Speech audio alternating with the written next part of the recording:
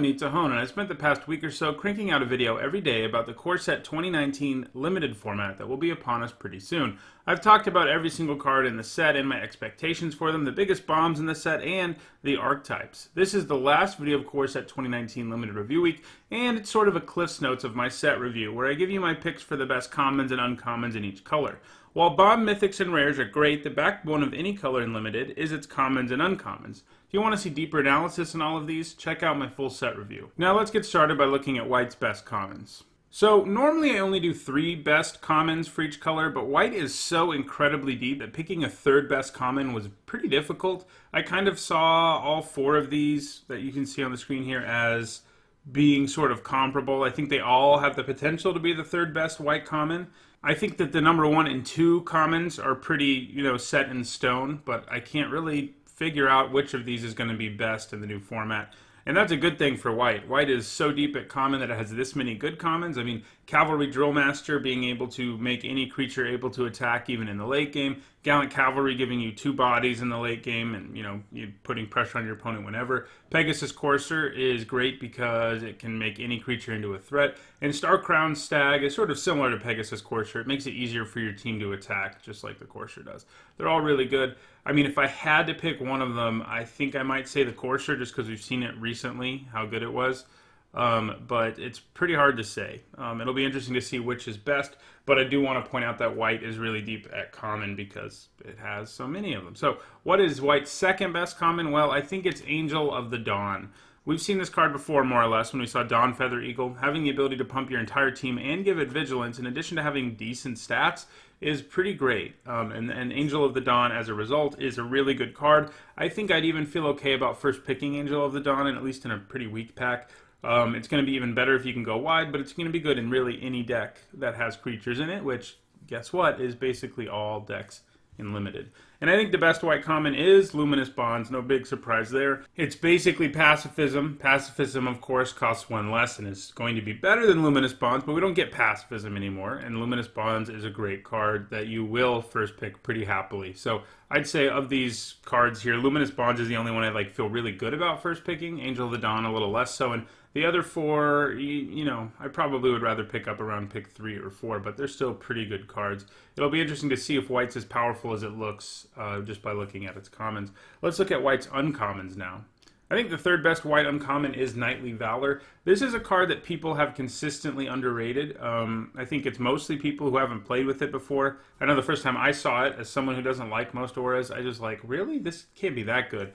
But in Return to Ravnica and Magic Origins, which were 2 completely different formats, Return to Ravnica was slow, Magic Origins was fast. Knightly Valor was good in both of them, okay? It gives you just so much tempo. If all of a sudden, it's sort of like you're adding 4/4 to the board, and, it all has vigilance, and that's great, and you can attack with whatever you put the aura on.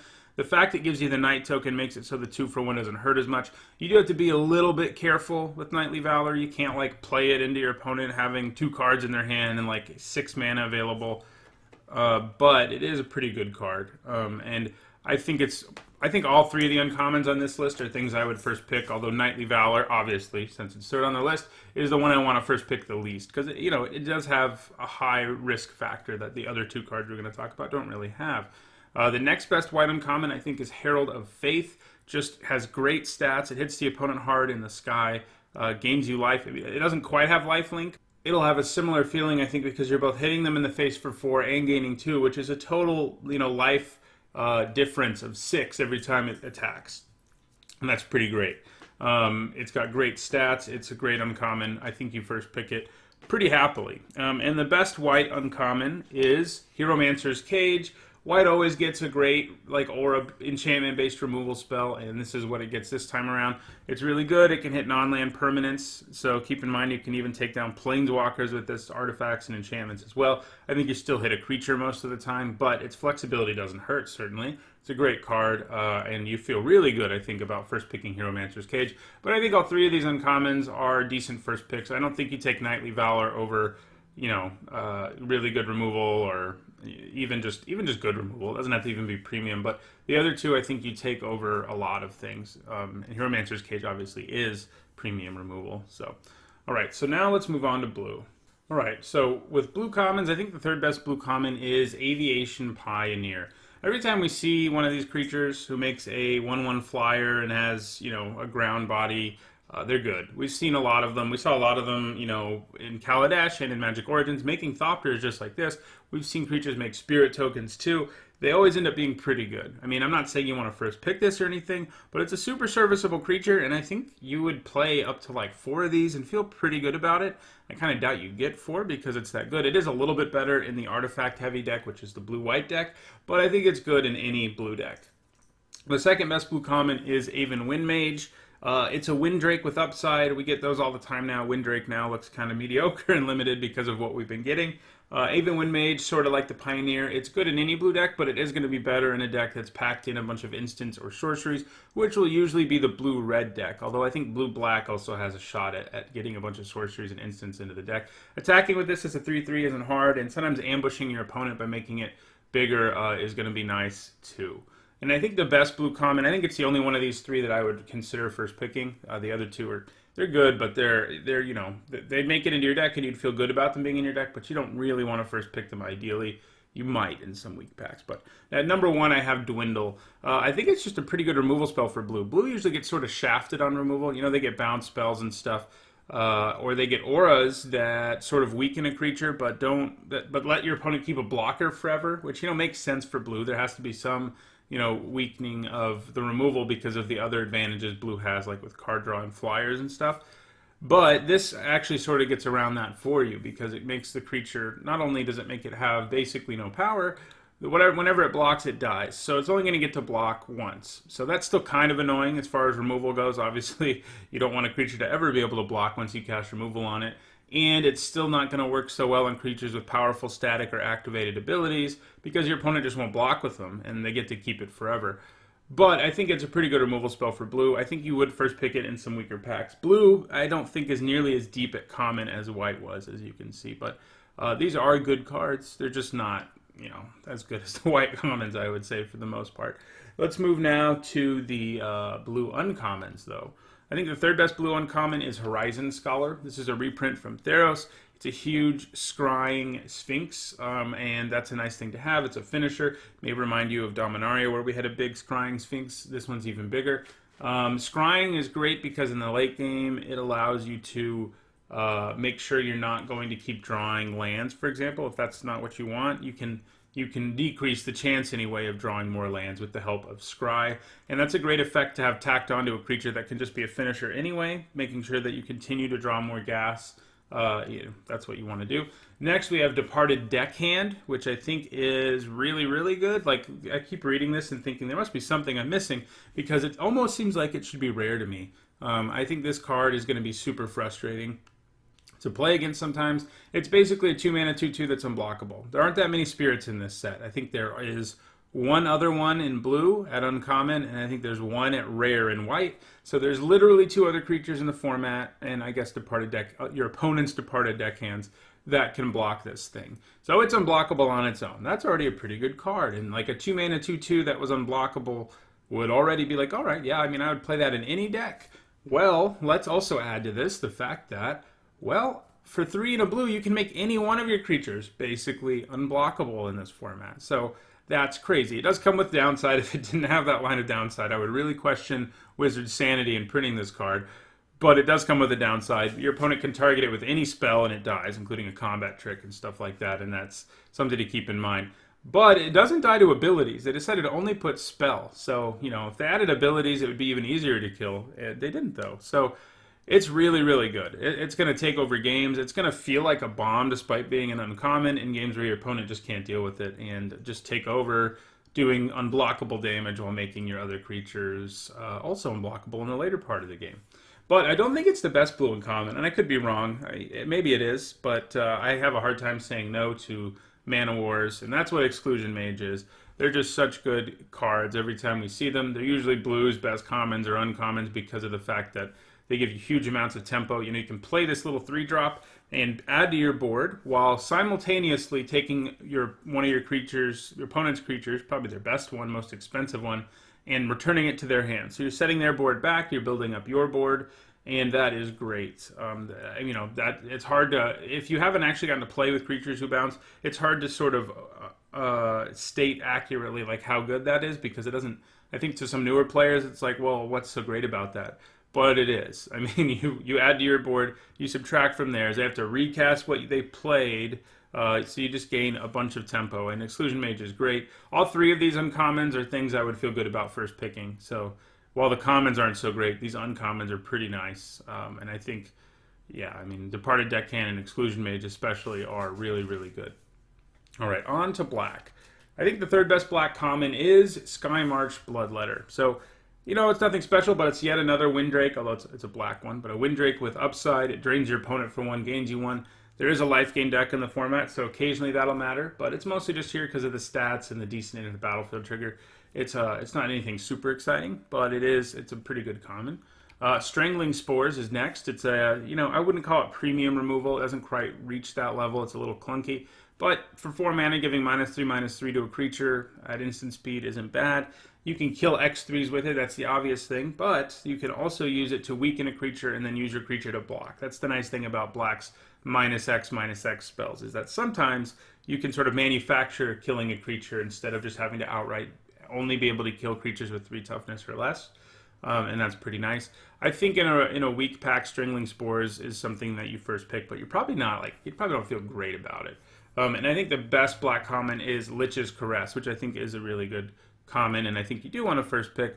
For 5 mana, you get to destroy any creature, and you gain 3 life. Again, there's a life gain deck in the format, but Lich's Caress, even in the absence of a real life gain deck, the life it gains you is nice. Why? Well, because it's sort of clunky. You know, you may have to take a whole turn to kill something, but guess what? You're going to sort of negate that fact that you just spent 5 mana to kill maybe a 4-drop, which isn't going to feel great, but you can sort of negate that fact by gaining the life. So you gain yourself a little bit of extra time in addition to actually killing the creature. So Lich's Caress is the kind of card that if this format turns out to be crazy fast, which I don't think is going to happen, I do think the red-white deck looks like it'll be fast, but I don't think the format more generally is filled with these evasive 2-drops that'll kill everybody. Of course, we just looked at Departed Deckhand, didn't we? But anyway, I don't think it's a format where Lich's Caress is too slow, and I think it'll be the best black common, and one you're happy to first pick. Let's move to the uncommons. I think the third best black uncommon is Gravedigger. Used to be a common all the time, and when it was kind of busted, because you could just get like 4 Gravediggers and your black deck would be ridiculous. It's uncommon now, and it should be. I think it's the third best uncommon in the set. You know, it's a 4 mana 2/2 that draws you the best creature from your graveyard and puts it in your hand. It's a 2/2, so it can trade pretty easily. It can attack okay. There's a few zombie synergies at higher rarities in this format too, and that's not going to hurt. He's pretty great, and I think you feel pretty good about first picking him. Not as good, however, about first picking Vampire Sovereign, who's like a flying vampiric siege rhino. You know, it's not quite as good as Siege Rhino, obviously, but it is a great card. It's evasive. It can end the game on its own. You get value out of it immediately by draining your opponent for 3 life. And it's a really, really strong uncommon. I think it's one of the stronger uncommons in the set. I think black actually has like 2 of the 5 strongest uncommons in the set because it has Vampire Sovereign. And it also has Murder, which there's not much to say about Murder. For 1 and 2 black, it destroys a creature. And that doesn't seem, you know, it's not a lot of text. But it's an incredibly efficient removal spell. It's black's best removal spell. It's probably the best removal spell in the format at any rarity. I'm going to take away the probably. It is the best removal spell in the format at any rarity. It's incredibly good. And you first pick it over a lot of things. Even a lot of really, really good creatures and stuff. Things that aren't incredibly powerful or like bomb level, like 10 best cards in the set level. Like Murder, you still take over a lot of rares and mythics. Same with the Sovereign, I think, and Gravedigger to a lesser extent. But all 3 of these, again, these are uncommons that you're pretty happy to open in your pack. Now let's move to red. So in red, I think our third best common is Goblin Instigator. So I like this guy for a few reasons.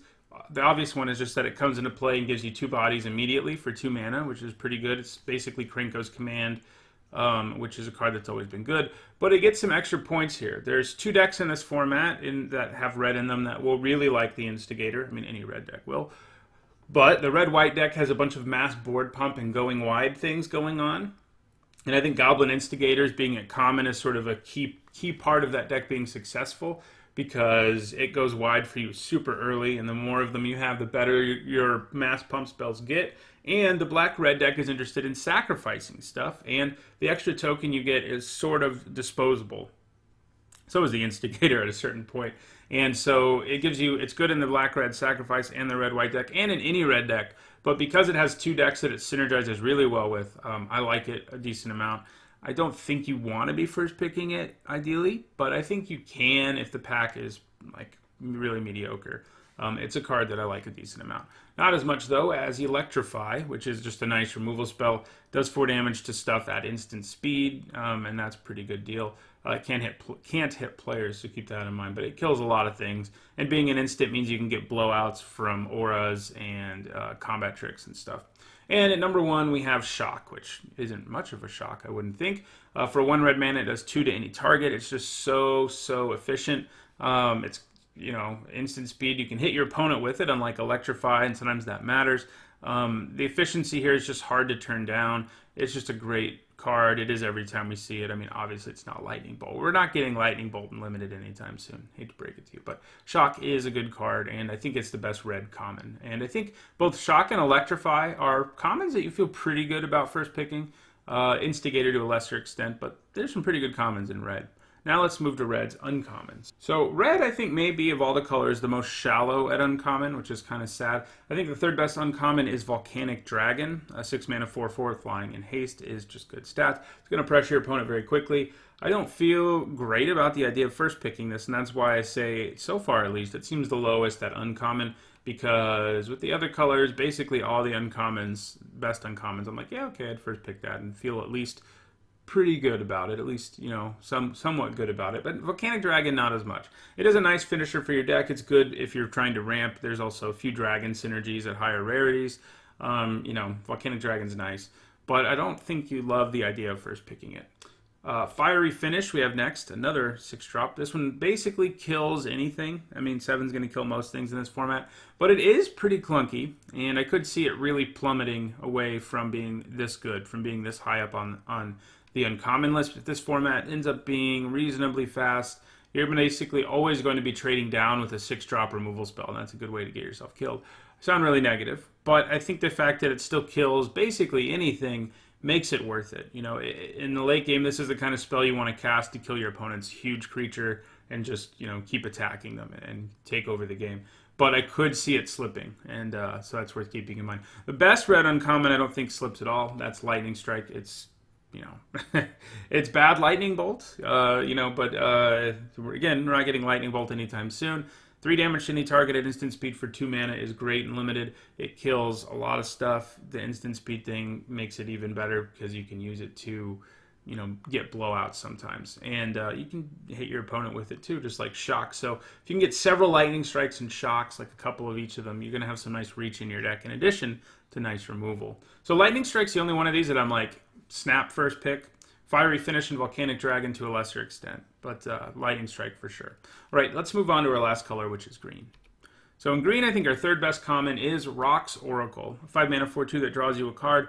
I really like these sorts of cards. I love creatures that draw cards. They're built in 2-for-1s, and 2-for-1s are sort of the backbone of Limited. Like, you win games in Limited with 2-for-1s because there's only so many resources. Obviously they're good and constructed too, but in Limited I feel like they're even better.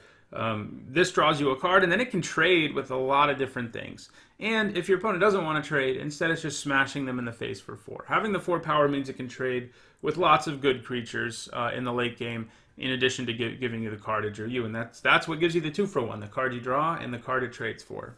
You got all of it with only 1 card, so that's pretty good. The next best green common, I think, is Druid of the Cowl. Mana Elves are always good and limited. Red-green is the deck that's sort of the most interested in ramping in this format, but any green deck is going to be happy to get Druid of the Cowl. It has decent stats in addition to being able to ramp you. So, it's no Lawn or Elves. Costing 1 more is a huge difference. But honestly, in the late game, you'd rather have Druid of the Cowl because it blocks better. But it is a great card, and I think it's the second best common. And I think I'd feel okay about first picking it. It would have to be a pretty weak pack, but I'd feel okay about it. Rock's Oracle, I don't want to first pick it so much. Rabid Bite, though, I do want to be first picking. This card's great. It is a sorcery, and it is a fight card, so it's sort of clunky for removal in some ways. it is only 2 mana though, and you can really do some serious trading up with, if you cast this 2 mana spell to kill your opponent's 5 or 6 drop. It's insane. Keep in mind, it's not really a fight effect, it's a one-sided effect. So Rabid Bite allows you to take whatever creature you have with high power and have it punch your opponent's creature in the face. They don't get to punch back, they just get punched in the face. Ideally, it kills them, and that's usually what's going to happen. Rabid Bite's just a great removal spell for green. Green doesn't always get great removal spells, but Rabid Bite's one we've seen pretty recently in our return to Innistrad, and it's back now, and it's great again.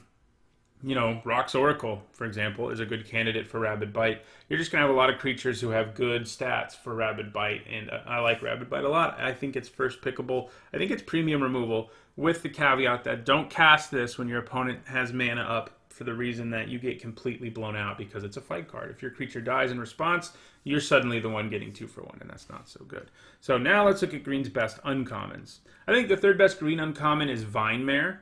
A 4 mana 5/3 with hexproof is pretty good.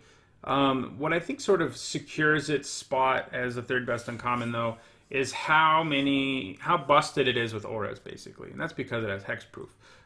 There's Ether Tunnel, which is 1 and a blue for an aura that gives +1/+0 and unblockable. You got to be prepared to just lose to that in this format. You know, they've been giving us an uncommon or common with hexproof lately in the last few limited formats, where there's just these awful uninteractive games sometimes.